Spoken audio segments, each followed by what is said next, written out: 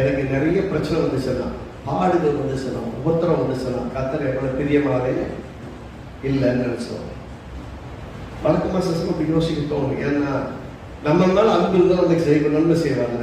நமக்கு நம்ம உண்மையிலே வெறுக்கிறதுனால தான் நமக்கு தீமை செய்யறாரு அப்படின்னு சொல்லி நம்ம நினைப்போம். ஆனா அவர் பார்த்தீங்கன்னா எப்பயுமே நம்ம நேசிக்கிறார், நம்மளால எப்பயுமே பிரியமா இருக்கிறார். இங்க சொல்றது கர்த்தர் தமக்கு பிரியமான யாக்கோபு அவருக்கு சொல்லும்போது சிறப்பான தேசத்தை சிறப்பான தேசத்தை நமக்கு சுதந்திரமாக தெரிந்தளிப்பார். இப்ப யாக்கோபை பார்த்து நமக்கு பிரச்சனை இருந்தாலும் இல்லாவிட்டாலும் நல்லா கவனிக்கணும். நமக்கு பிரச்சனை இருக்கிறதாலும் இருந்தாலும் அவர் நம்ம மேல பிரியமா இல்லைன்னு நம்ம நினைக்க கூடாது. ஏன்னா நமக்கு எப்பயுமே சிறந்ததை தருகிறார். அதனால வேதத்தில் அவருக்கு ஆளுமையா சொல்லிட்டாரு, உலகத்திலே உங்களுக்கு உபத்திரமும் உண்டு. யாரு? இயேசு சொல்றாரு.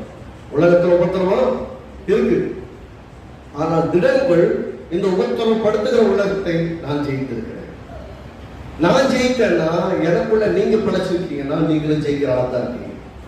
அவர் பிழைச்சிருக்கிறாருன்னு அர்த்தம் எத்தனை பேர் கொன்னவரால் கொண்டு ஒரே குழி வச்சு மூடிட முடியல, இல்ல கல்லறை திறந்து வெளியே வந்தாங்க. நீங்க எவ்வளவு பெரிய ஒரு இடத்த சொல்ற காலவாய் குழிக்குள் கிடந்தாலும் அங்கே இருந்து உங்களை வெளியே கொண்டு வருதுன்னு சொல்றாரு. அப்படின்னா கர்த்தர் உங்களை விடுவிக்க முடியாத இடம் என்று உங்களை வாழ்க்கையில் ஒண்ணுமே கிடையாது. கர்த்தருடைய வல்லமைக்கு முன்பாய் உங்களை அடைத்து வைக்கக்கூடிய எந்த தாழ்பாடுகளும் கிடையாது. நீங்க எங்க ஒழிக்கப்பட்டிருந்தாலும், எங்க அடைக்கப்பட்டிருந்தாலும், எங்க உங்களை டிஸ்ட்ராய் பண்ண பிசாசம் திட்டம் பண்ணியிருந்தாலும் கர்த்தர் அத்தனை இடத்துல உங்களை வெளியே கொண்டு வருவார். ஏன்னா கர்த்தர் உங்களை அவ்வளவு நேசிக்கிறார். முதல்ல இந்த கால வேலையை மக்களுக்கு நமக்கு எனக்கு நடக்கிற பிரச்சனை எல்லாம் பார்த்தா எனக்கு உண்மையா யாருமே நேசிக்கிறாங்க. வீட்டில் இந்த வேலை செலுத்தவங்க யாரும் நேசிக்கிறாங்க. என்னை சுற்றி இருக்கிற எந்த குடும்பம் என்னை நேசிக்க, உறவுகளை என்ன நேசிக்கிற, எல்லாரும் என்னை பகைக்கிறாங்க. காசு இருக்கும்போது ஒரு மாதிரியா பார்க்குறாங்க, காசு இல்லாத ஒரு மாதிரியா பார்க்குறாங்க.